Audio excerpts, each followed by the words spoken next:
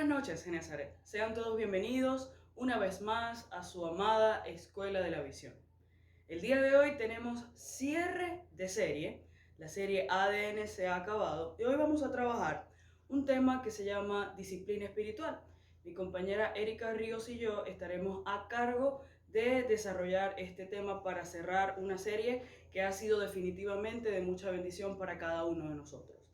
El tema de hoy se llama disciplina espiritual y quiero comenzar definiendo un poco qué es la disciplina, porque definitivamente cuando pensamos en disciplina pensamos de una vez en rigidez y pensamos de una vez como en unas instrucciones que son difíciles de acatar o simplemente en poca libertad de expresión. Cuando la disciplina no tiene nada que ver con esto, la disciplina está más relacionada con la educación y con la capacidad que tenemos nosotros para llevar a cabo los objetivos de manera certera, de una manera ordenada, organizada e inteligente. Entonces yo voy a leer tres conceptos de disciplina que son, vamos a decir así, las tres acepciones de esta palabra, y dice así: la palabra disciplina etimológicamente proviene del latín discipulus, o sea, viene de la palabra discípulo, y significa imponer un orden necesario para poder llevar a cabo un aprendizaje. Del mismo origen es discípulo, que es quien se somete a la disciplina para lograr capacitarse. Si queremos lograr capacitación, necesitamos tener disciplina. Etimológicamente, conceptualmente es así. Se puede disciplinar a cualquier conducta humana e incluso el carácter para moldearlo a los fines perseguidos. En nuestro caso, se trata de llegar al carácter de Cristo, al carácter del varón perfecto.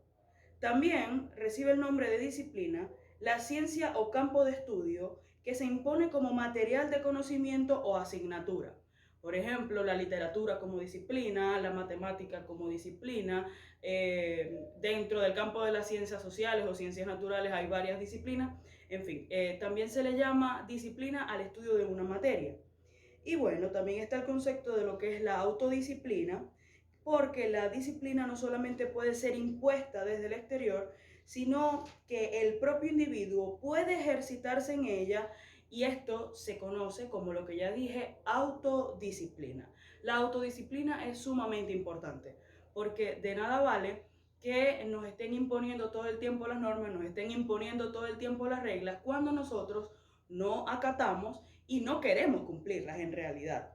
La autodisciplina es sumamente importantísima para nuestra formación. Si tú quieres ser un discípulo, debes ser disciplinado.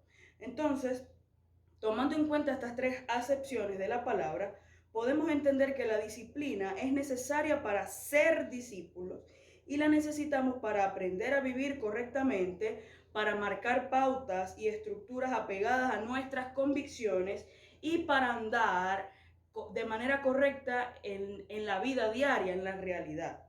Además, quien es disciplinado no anda diciendo por ahí: yo soy disciplinado, sino que la disciplina en lo íntimo es el secreto de la pública excelencia. Y siquiera anote eso. La disciplina en lo íntimo es el secreto de la pública excelencia. Los resultados del trabajo constante, ordenado y disciplinado siempre se van a reflejar en frutos evidentes. Cuando una persona es disciplinada, uno dice: wow, es que él es muy ordenado, es que esta persona es muy organizada, es que estudia mucho. Y es que sí, el fruto de la disciplina es orden y es éxito, es excelencia. ¿Ok? Entonces, tenemos muchos ejemplos de lo que una buena disciplina puede hacer y puede hacer alcanzar a personas como tú y como yo. Personas que, por ejemplo, empiezan a estudiar un instrumento a los 30 años y se convierten en excelentes guitarristas. Personas, por ejemplo, que alcanzan capacidades increíbles en la movilidad de su cuerpo por medio de las artes marciales o por medio del baile. Y se trata de disciplina. Tenemos muchos ejemplos de artistas importantísimos, artistas que están marcando la historia, y es que tuvieron tiempos de disciplina de 12 horas diarias de baile, de canto, de música, todos los días de su vida. Entonces, es importantísima la disciplina para nuestra formación. La disciplina en ocasiones puede más que la inteligencia. La disciplina es para sabios. Seríamos efectivos todos si todos fuésemos disciplinados. Recordemos que lo que dijo nuestro apóstol es verídico y es así. 1 gramo de disciplina es 1 kilo de sabiduría. 1 gramo de disciplina es 1 kilo de sabiduría.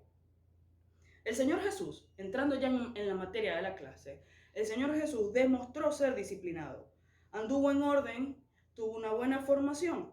Y hoy enseñaremos sobre 2 aspectos de la disciplina del Señor, de la disciplina espiritual, que es el nombre de la clase, disciplina espiritual. 2 aspectos de la disciplina espiritual de nuestro Señor que deberían modificar nuestro ADN para siempre y la deberíamos practicar todos los días de nuestra vida. La primera es el estudio profundo de la palabra y la segunda es la práctica de la oración.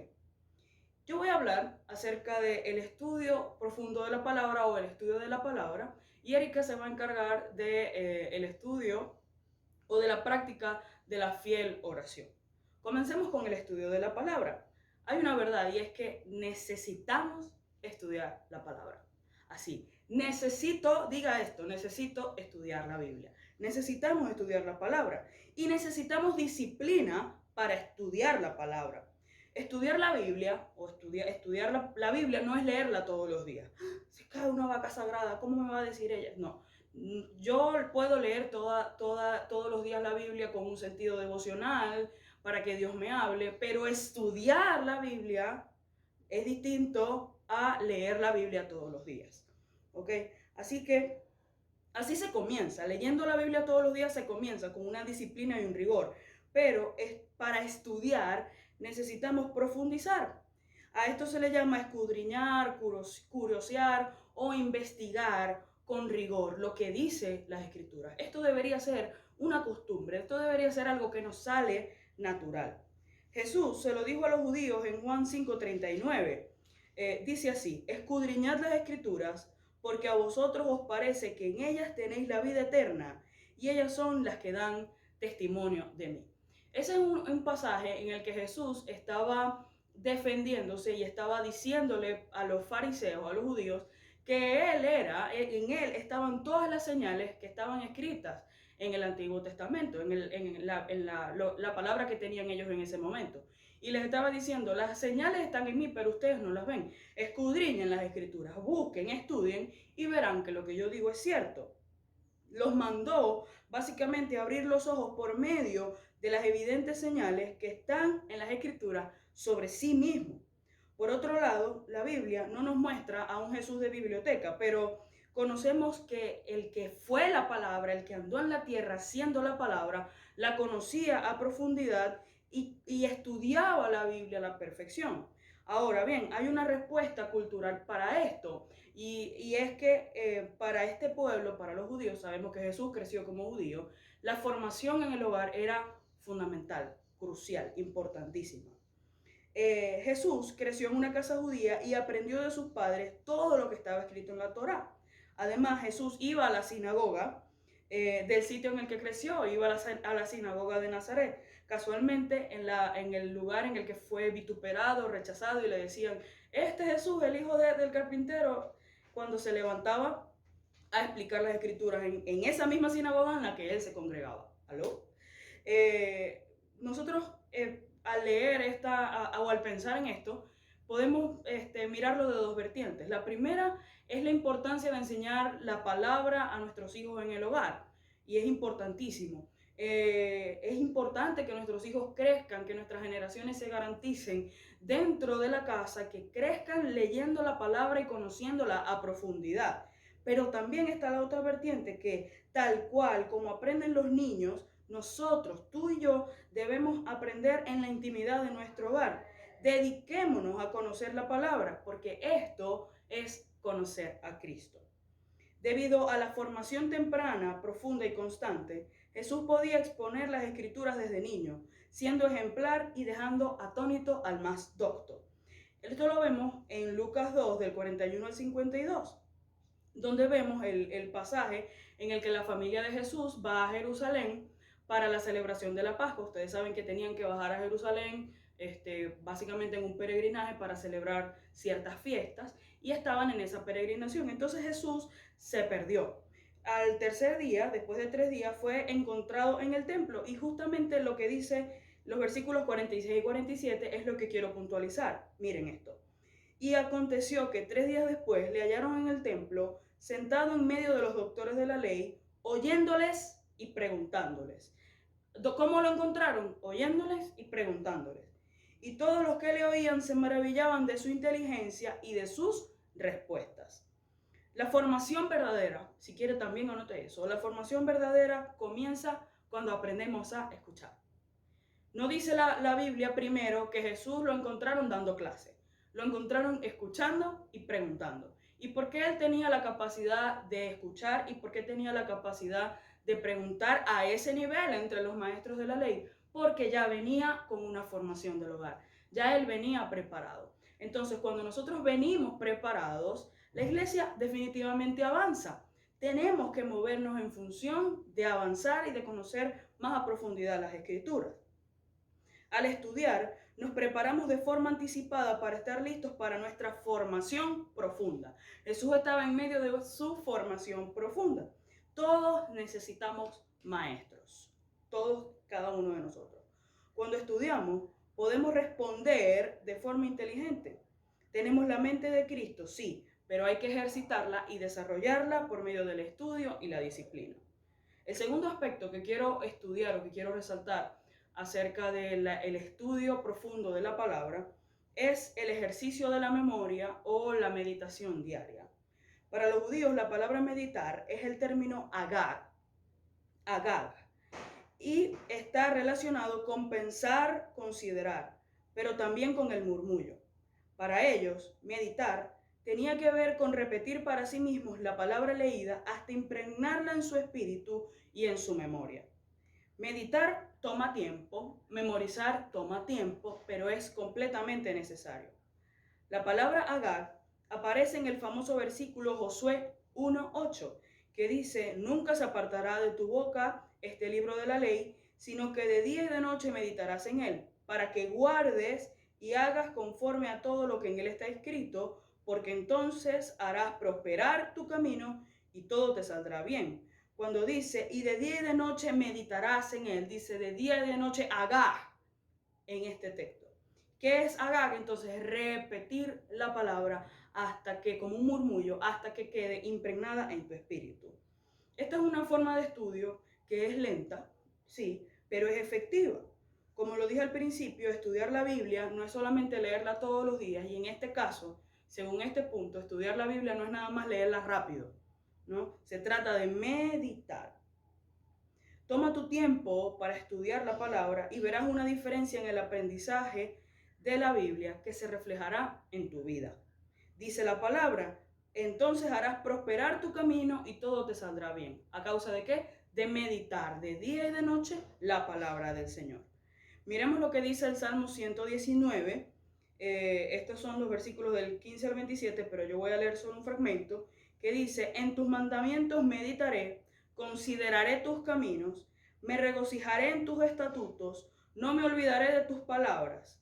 Haz bien a tu siervo, que viva y guarde tus palabras.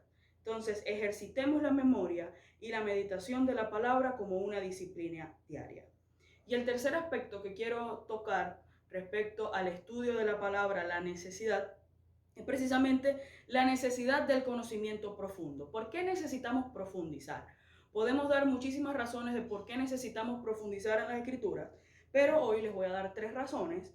La primera es para tener sanidad en lo que creemos sin desviarnos.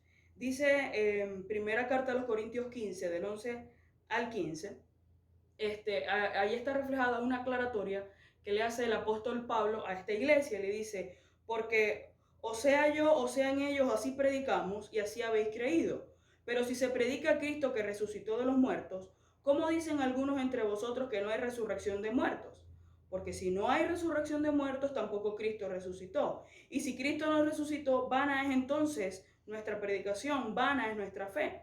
Y somos hallados falsos testigos de Dios, porque hemos testificado de Dios que Él resucitó a Cristo, al cual no resucitó, si en verdad los muertos no resucitan.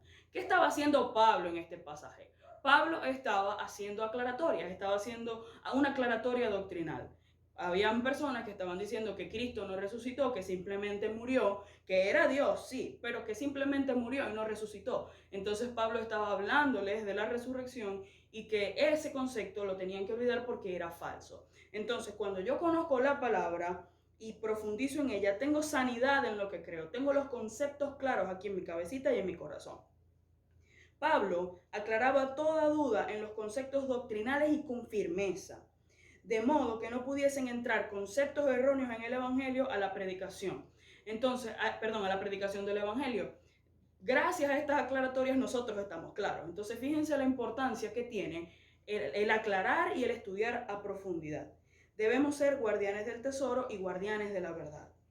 La segunda razón para el estudio profundo es que debemos estar preparados para dar razón de nuestra fe. Dice primera carta de Pedro 3:15, dice, sino santificad a Dios, el Señor en vuestros corazones y estad siempre preparados para presentar defensa con mansedumbre y reverencia ante todo que os demande razón de esperanza que hay entre vosotros.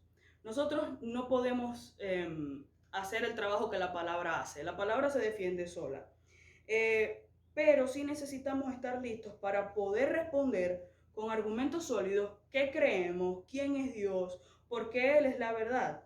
De modo que podamos estar listos para responder con mansedumbre y reverencia. Me gusta porque hay quienes se dedican a la defensa de la palabra, pero sin mansedumbre y sin reverencia, sino con, ¿cómo se llama eso? Cayéndole a biblazos a la gente. Y no es así. Se trata de conocer el momento, el contexto. Dice, está preparado para responder, es decir, si te preguntan.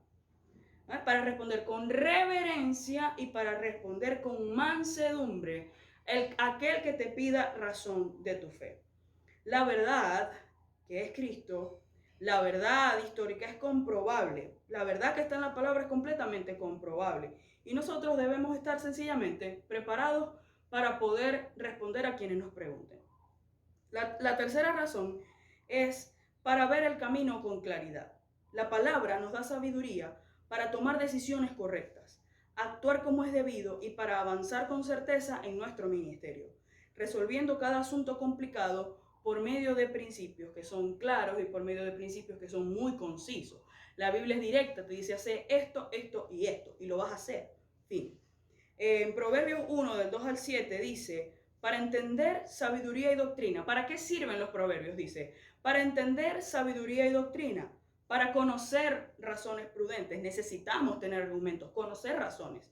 Para recibir el consejo de prudencia, justicia, juicio y equidad. Para dar sagacidad a los simples y a los jóvenes inteligencia y cordura. Oirá el sabio y aumentará el saber, y el entendido adquirirá consejo. Para entender proverbio y declaración, es decir, para entender lo que está aquí, para entender la sabiduría. Palabras de sabios y sus dichos profundos. El principio de la sabiduría es el temor de Jehová. Los insensatos desprecian la sabiduría y la enseñanza. Si quieres entender la escritura, si quieres comprender, sencillamente debes estudiar y debes profundizar, y el que esté falto de sabiduría, pídala a Dios. Ahora vamos a estudiar el segundo aspecto de esta clase, la segunda disciplina espiritual, que tiene que ver con la oración fiel. Para eso, le doy el pase a mi compañera Erika Ríos.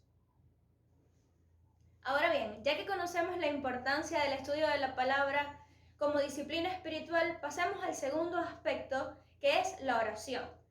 Y en este punto vamos a tratar 4 formas donde la oración es importante y es eficaz para la disciplina espiritual, como lo es la oración como estructura, la oración privada, la oración pública y la oración por otros.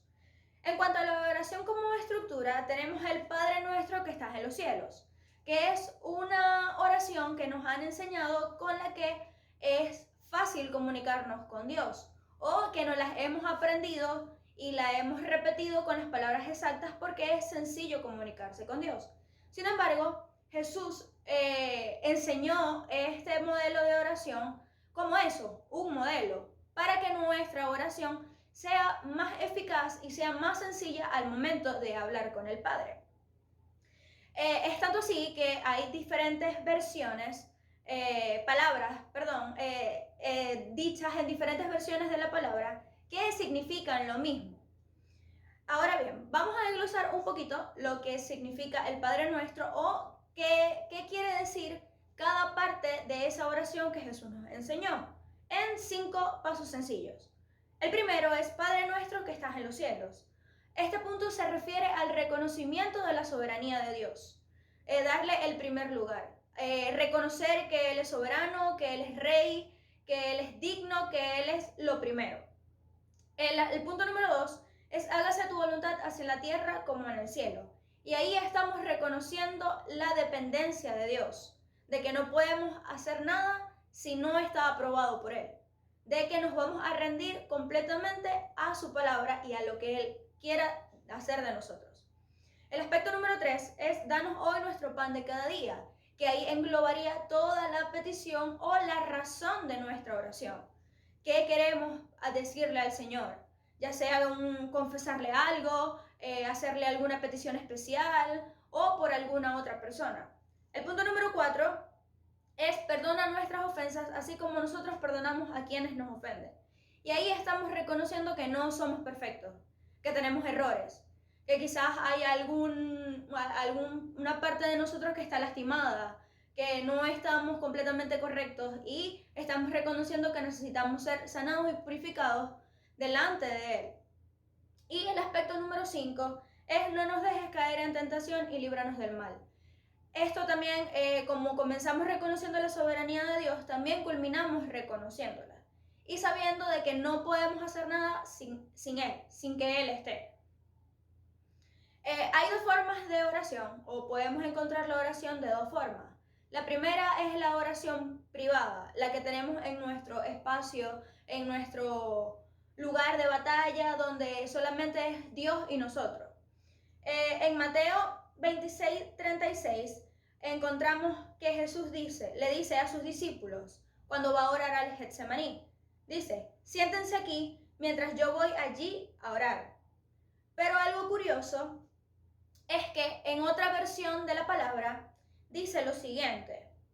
Luego fue Jesús con sus discípulos a un lugar llamado Getsemaní y les dijo, siéntense aquí mientras yo voy más allá a orar. Yo estaba estudiando un poquito a qué se refería Jesús con voy a ir más allá a orar. Y bien lo podemos tomar como apartarse, alejarse del resto, pero también podemos tomarlo como ir más allá en cuanto a Él, a su interior, a que en la oración privada nosotros vamos más allá, no solamente a decir lo que todo el mundo conoce, sino a contarle aquello que no se puede decir en una oración pública, aquello que solamente quiere que sea entre Dios y tú. A eso también se podría referir Jesús con ir más allá, a que la oración privada nos permite ir más allá con Dios. Y la oración pública, en la palabra, justamente en Deuteronomios dice, Deuteronomios 30, ¿cómo es que uno solo hizo huir a 1000? ¿Y cómo es que 2 pusieron en fuga a 10,000? Esta parte es muy, muy curiosa porque cuando se trata de un bien común, el poder del estar juntos, el poder del acuerdo es vital. Yo recuerdo una película que se llama Buscando a Nemo, en una escena donde Nemo está atrapado en una red junto a su padre y muchos otros peces. Y estos peces iban a ser sacados del agua. Nemo comienza a nadar en sentido contrario, seguido de su padre, y así de uno y otro pez, hasta que todos en acuerdo comenzaron a nadar en sentido contrario para hacer bajar la red, haciendo que finalmente la red comenzara a ceder y ellos poder ser libres. Así es como me imagino yo el poder del acuerdo. Cuando todos estamos juntos en una dirección se pueden lograr más cosas. Es más más efectivo, porque la palabra también dice que donde hay uno o dos reunidos, ahí está en medio de nosotros. Y con esto me lleva justamente a la oración por otros. Y dice que cuando se refiere a estar juntos, no solamente se trata de irnos a congregar. Estar juntos y en armonía no solamente ocurre dentro de la congregación, sino que literalmente donde quiera que uno esté, ahí está Él, en medio de nosotros. Lo que quiere decir que Jesús nos dotó con la autoridad de hacer proezas en su nombre por medio de la oración. El poder de las proezas que podemos hacer por medio de la oración es para interceder por otros, para interceder por mí mismo, en equipo y para una situación en específica. Pero basándonos en la oración por otros, este poder que tenemos, que nos ha entregado el Señor para poder orar por otras personas, engloba 4 aspectos, que es sanar a los enfermos, que conseguimos la base bíblica en Santiago 5:16, bendecir a otros, que la base bíblica la encontramos en Juan 14, del 13 al 14, para realizar milagros, que lo conseguimos en Mateo 21, del 21 al 22, y para la expulsión de demonios, que lo encontramos en Marcos 16, 17. Nuestro deber como hijos de Dios es velar por el bienestar de nuestros hermanos.